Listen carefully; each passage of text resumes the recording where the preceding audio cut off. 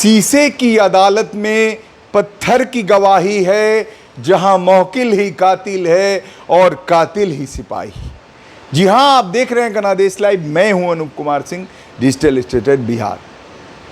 बिहार की राजधानी पटना में तबाही का मंजर है। चारों तरफ राजीव नगर, आसियाना, दीघा रोड इलाके में पूरी तरह से अफरा तफरी मची हुई है।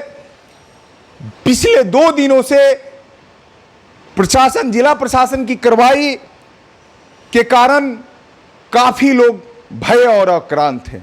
जी हां, वहां पे नजारा काफी तबाही का मंजर है। कल की घटना की बात करें तो कल सुबह से ही पुलिस का काफिला 5 बजे भोर में आसियाना दीघा रोड नेपाली नगर के 90 फीट के इलाके को पूरी तरह से अपने कब्जे में ले लिया जिला प्रशासन ने, और वहां पे दर्जनों बुलडोजर देखते देखते मकानों को जमींदोज करने लगे। जी हां, वहां पहले तो 20 एकड़ जमीन खाली कराने का, आवास बोर्ड का जो जमीन 20 एकड़ है मामला था, अब आज से 40 एकड़ जमीन खाली कराने की बात जिला प्रशासन ने कही है। वहां पे फिलहाल 40 मजिस्ट्रेट कल से तैनात हैं, 50 पुलिस अफसर तैनात हैं, 300 अज्ञात लोगों पे केस की गई है, 26 लोग गिरफ्तार भी किए गए हैं।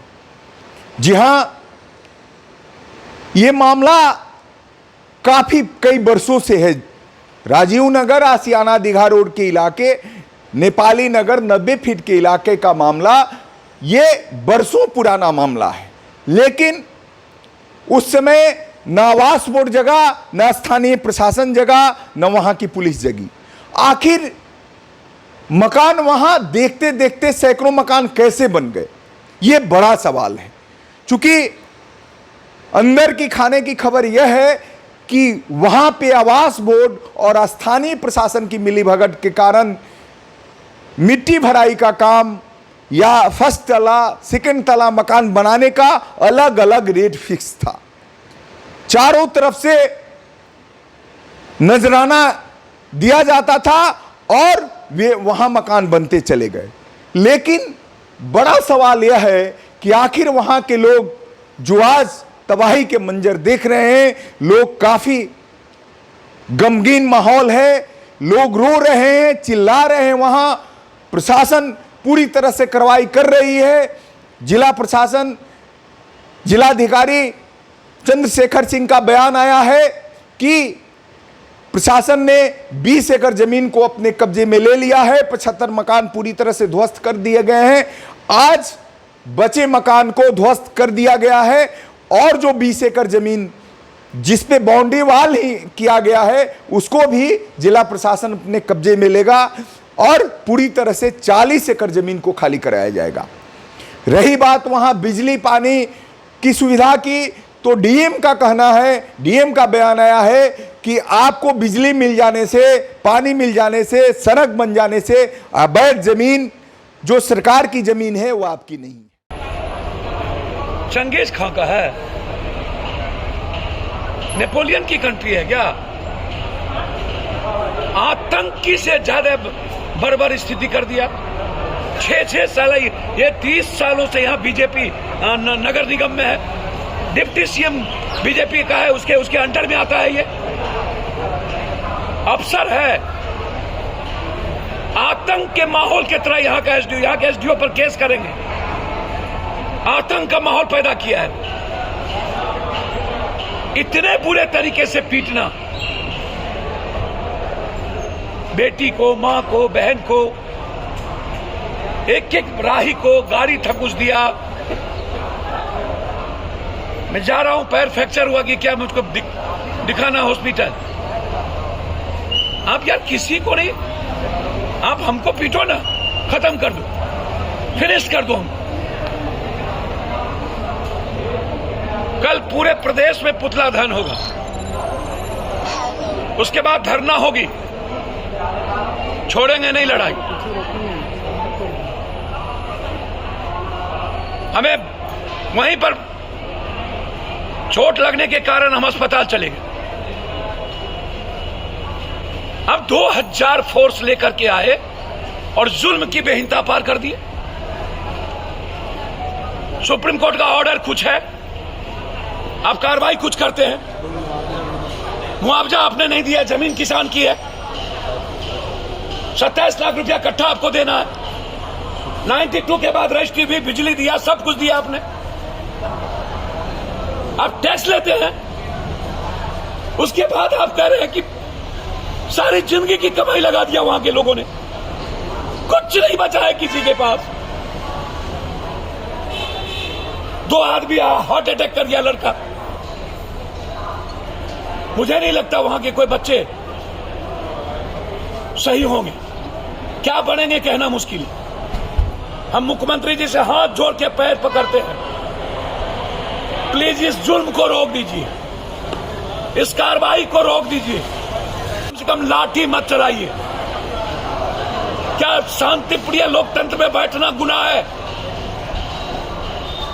144 लगा करके आप जुल्म कर रहे हैं। क्षमा करिएगा, ये माफी नवजोग नहीं है। और मैं यहां के बीजेपी के 6 एमएलए को कहना चाहता हूं, पता नहीं पटना क्यों इन गंदे लोगों को, कुकर्मी को, इन रास्कल को वोट देता, मुझे नहीं पता। पटना बाढ़ में गायब था ये लोग, कोरोना में गायब था ये लोग, हर घटना में गायब होता ये 6। और उसके बाद ये लोग मजे लेता है। ये पटना वासियों को सोचना चाहिए। और मुख्यमंत्री जी, बीजेपी के चक्कर में मत फंसिए, मैं हाथ जोड़ता हूं। गाली बीजेपी को नहीं पड़ेगी, गाली आपको पड़ेगी। दिनों से वहां नोटिस दिया गया, सीओ के द्वारा आगाह किया गया, बार बार प्रशासन के कहने से वहां लोग नहीं हटे, जिसके कारण प्रशासन को बल प्रयोग करना पड़ा। जी हां, यह तो मामला है फिलहाल, लेकिन गनादेश लाइव की रिपोर्टिंग यह है, कल से हमारी टीम काम कर रही है वहां। आपने देखा होगा, सबसे पहले गनादेश लाइव ने ब्रेकिंग दिया था।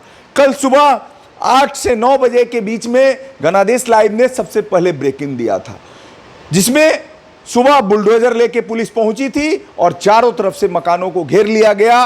लोग घरों से भागने लगे, अफरा तफरी का माहौल कायम हो गया और मकानों को बुलडोजर के जरिए जमींदोज किया जाने लगा। आज की खबरें यह है कि बीजेपी के, सरकार में शामिल बीजेपी के एक कदावर विधायक दीघा से आने वाले संजीव चौरसिया ने प्रेस कॉन्फ्रेंस किया है और उन्होंने जिला प्रशासन पे कई बड़े आरोप लगाए हैं कि जो शक्ति दिखाई जा रही है, जिस तरह से जिला प्रशासन की कार्रवाई हो रही है, सरकार की कार्रवाई हो रही है, ये पूरी तरह से तालिबानी फैसला है और लोगों को काफी नुकसान पहुंचाया जा रहा है। लोगों को दर बदर की ठोकरें खाने पे मजबूर कर रही है सरकार। लेकिन बड़ा सवाल यह है कि वो भी सरकार में शामिल हैं, उनकी पार्टी बड़ी भूमिका में है। इसके अलावा पप्पू यादव की बात करें तो पप्पू यादव आज सुबह से पहुंचे हुए थे और वो धरना पे बैठ गए। हालांकि जिला प्रशासन ने वहां 144 धारा लगा दी है, किसी को आने जाने की इजाजत नहीं है, मीडिया तक को मनाही है, काफी दूर से ही आप तस्वीरें ले सकते हैं। डीएम ने खुद बयान दिया है, एसपी ने बयान दिया है और पूरी तरह से प्रशासन सख्त है। सुबह जन अधिकार पार्टी के नेता पप्पू यादव वहां गए और लोगों के साथ, महिलाओं के साथ धरना पर बैठ गए। पुलिस वहां बल प्रयोग की, पप्पू यादव पर भी एफआईआर दर्ज हुआ है, उनको हटाया गया वहां से, उनको चोटें भी आई, बल प्रयोग किया गया और वो दिल्ली इलाज के लिए फिलहाल चले गए हैं। लेकिन गनादेश के माध्यम से एक बड़ा सवाल है कि आखिर वहां पे जो आप मंजर देख रहे हैं, तबाही का मंजर, जो मकाने ध्वस्त हो रहे हैं, लोगों की पीड़ा बयां नहीं की जा सकती है। जो पीड़ा है, वहां बड़े बड़े अफसरों के मकान तोड़े गए हैं। जी हां, मैं बात कर रहा हूं सीआरपीएफ के डीआईजी का भी मकान ध्वस्त किया गया है। कई अफसरों के मकान ध्वस्त हुए हैं, राजद नेत्री का मकान, बीजेपी नेताओं का भी मकान है वहां। 2 दरोगा का मकान ध्वस्त हुआ है, 3 सिपाही के मकान ध्वस्त हुए हैं। तो ये बड़े बड़े अफसरों के मकान आखिर कैसे बन गए वहां, और ये कब से मकान बने? आज से पहले, इस कार्रवाई से पहले क्यों नहीं इस पे पहल की गई, और इतने दिन इतने सैकड़ों मकान कैसे बन गए? ये बड़ा सवाल है। तो आप देखते रहिए गणादेश लाइव, पुनः हम उससे संबंधित खबरों से आपको रूबरू कराते रहेंगे। तब तक के लिए नमस्कार।